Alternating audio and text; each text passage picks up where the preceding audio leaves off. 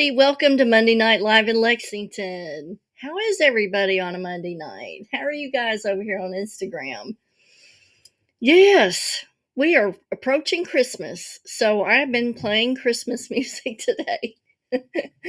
Don't fault me. I'm a Christmas fiend, probably because it is my birthday. Yes, December 25th is my birthday. And I often get overlooked because people forget it's my birthday. Heck, my mom even forgot one birthday because it just gets overshadowed with Christmas. Let's see if we have people signing on yet.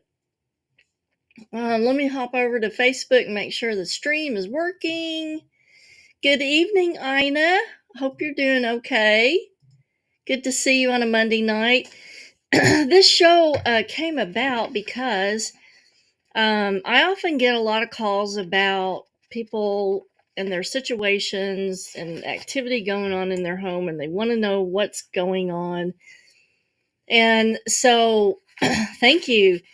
I often will send them a video about paranormal activity and stuff like that.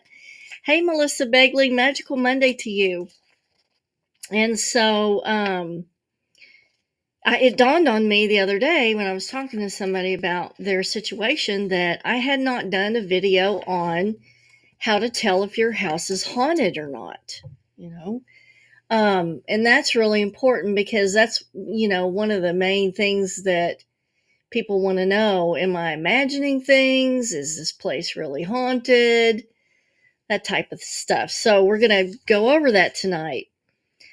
Now, I do want to hit on something that I just discovered. As you know, everybody knows I have an Amazon shop, and I'm looking for the QR code here. I'm going to talk underneath this QR code. So I do have an Amazon shop. Sorry to you guys on Instagram, you won't be able to see any of this, but if you go to either my Facebook page or my YouTube channel, you will be able to see the coupon codes and the QR stuff. So this is a QR code for my Amazon shop. I've got a new list added to my Amazon shop, specifically on astrology references. And I just noticed this evening that everything in that list for astrology is on sale, and it's a good sale. It's a really good sale. The markdown was incredible. So if you want to invest in a good astrology book, like an all-around book on astrology, moon signs, relationship astrology, now is the time to go and get the book because everything in my Amazon shop list for astrology is marked way down. So all you have to do is scan that QR code and it will take you to the Amazon shop and then just go to the list for astrology. So I was blown away by some of the really good prices that are on there. I'm going to be hopping back and forth to check the chat on Facebook. I tell you, none of these streaming platforms, the comments work. There's always something wrong or something doesn't interface. It's always the same. So the easiest thing is just for me to go refresh and go back and look at what your guys' comments are on another page. Okay, so these are 8 things to tell if your house is haunted. Okay, so we're going to step into it, and we'll take a break at number 4 for some sort of PR stuff. So how to tell if your house is haunted. Oh, you'll know, but here's some good guidelines to go by. Number 1, noises that are not related to a normal house settling or animals that burrow into walls and crevices. Now, I have gotten a few calls about strange noises, only to find out that it was burrowing squirrels and like burrowing possums, they do that. So one way to tell, the old way of putting a cup to the wall, that actually really works, but for me, it works better with a plastic cup. Put a plastic cup on the wall. If you hear scratching and digging and little squeaking noises, then you've either got a possum or a squirrel in there that's making a nest to have babies. So, but a lot of older homes have a lot of creaking sounds and noises that are totally normal. And this especially happens when you've got strong gusty winds that sort of move the boards of the house.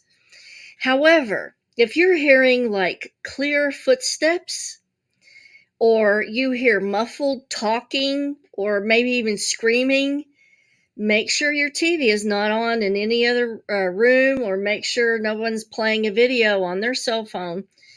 But, any kind of muffled talking or screaming in the distance of the house, loud bangs or shattering glass. And a lot of people have heard this type of thing before, where you can clearly hear glass breaking from the other room, but when you run in there, there's absolutely nothing disturbed. That's a pretty good indicator. Hey to Will the Wizard, Psychic Greetings, Amber, and Brian, otherwise. Good to see you guys over here on Instagram. Awesome. Again, if you all have any questions on Facebook, let me know. I'll try to go back and see those. Number 2 is phantom scents that have no direct etiology.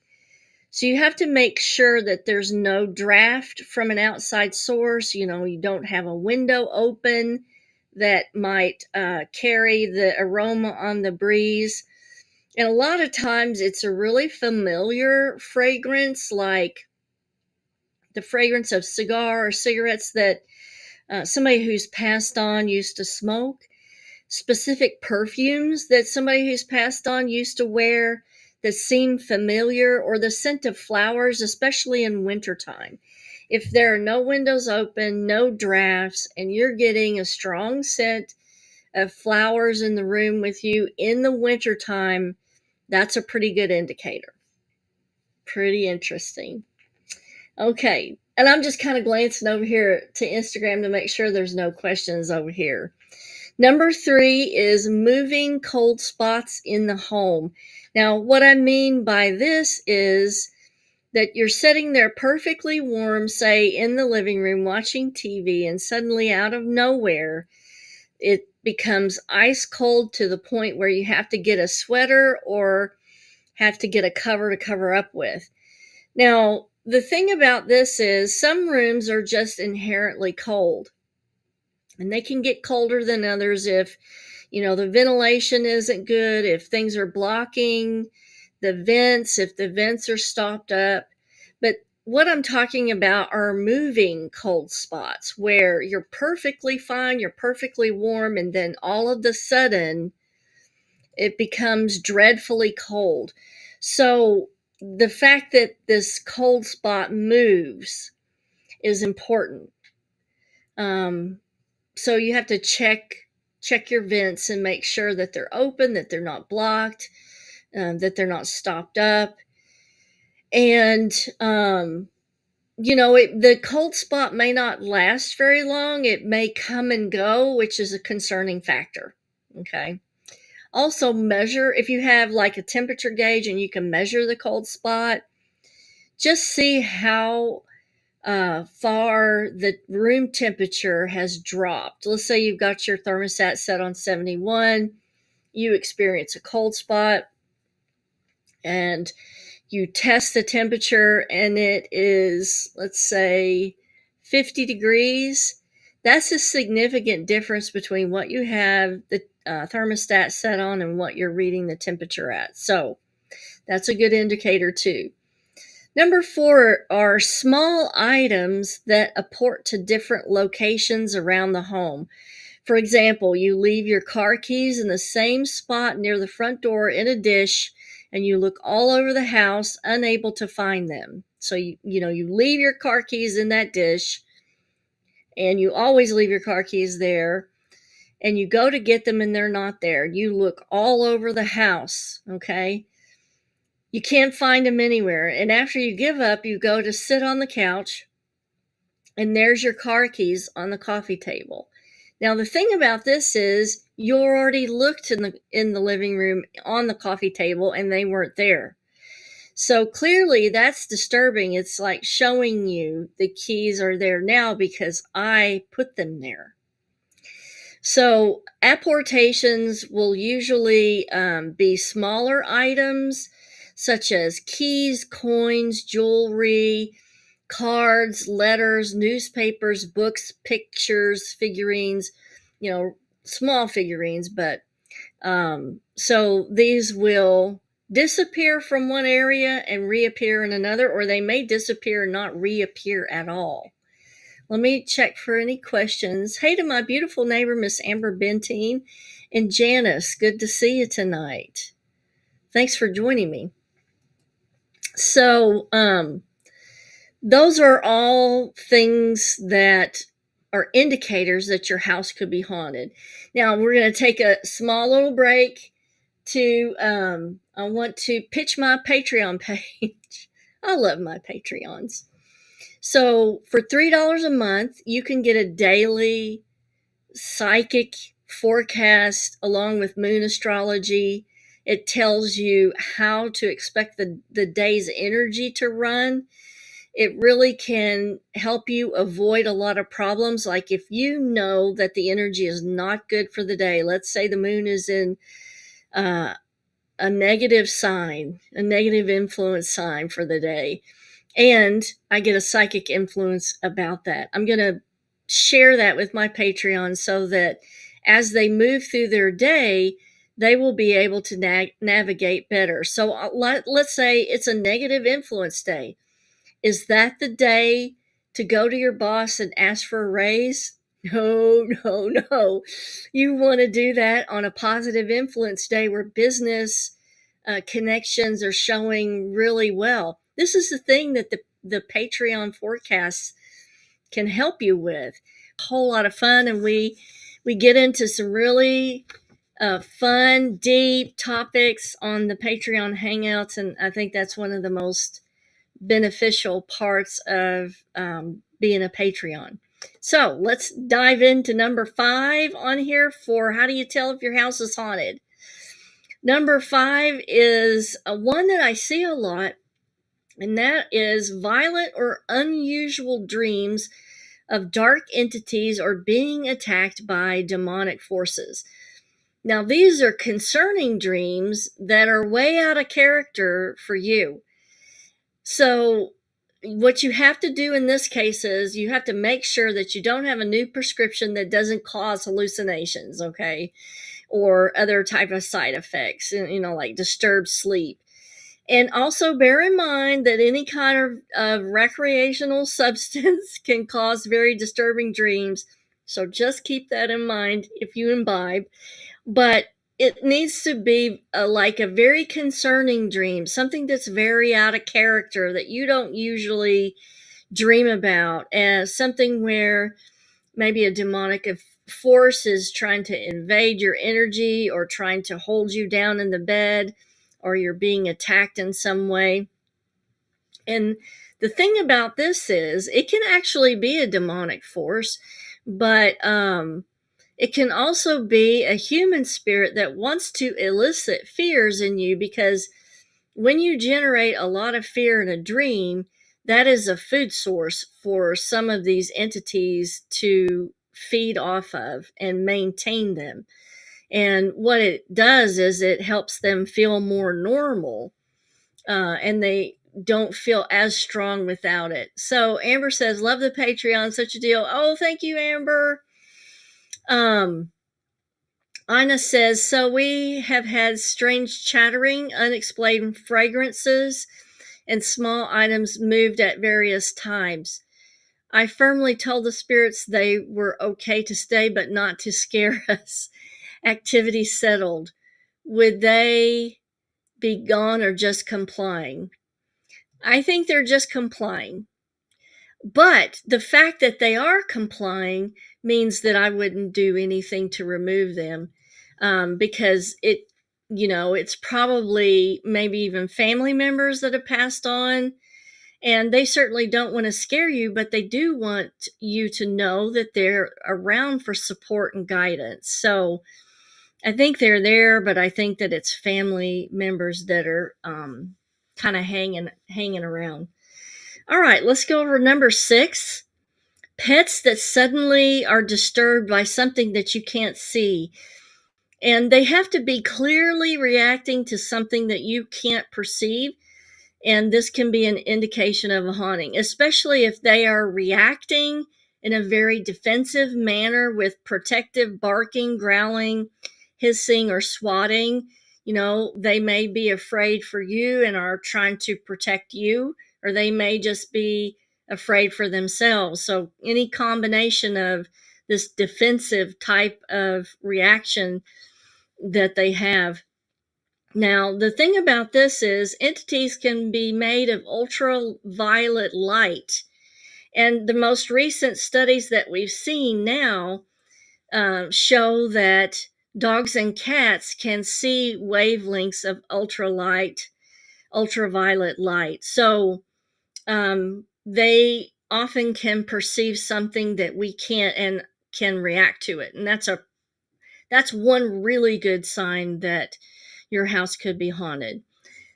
Number 7 is quite obvious, and that is visualizing a partial or full apparition. Now, this only lasts for a couple seconds when you are in a slower brainwave state, and it usually happens when you're not expecting it, and your mind is wandering or you're preoccupied and just kind of lackadaisical, and by the time your brain reacts and recognizes the vision as abnormal, the apparition disappears. But that is mainly because the brain waves have sped up and then the reception is disconnected. So they haven't disappeared, but your brain waves have changed the reception.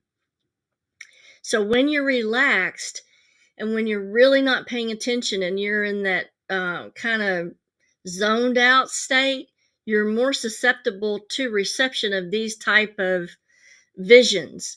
But as soon as your brain recognizes that that's not normal, those brain waves speed up and that vision can be cut off.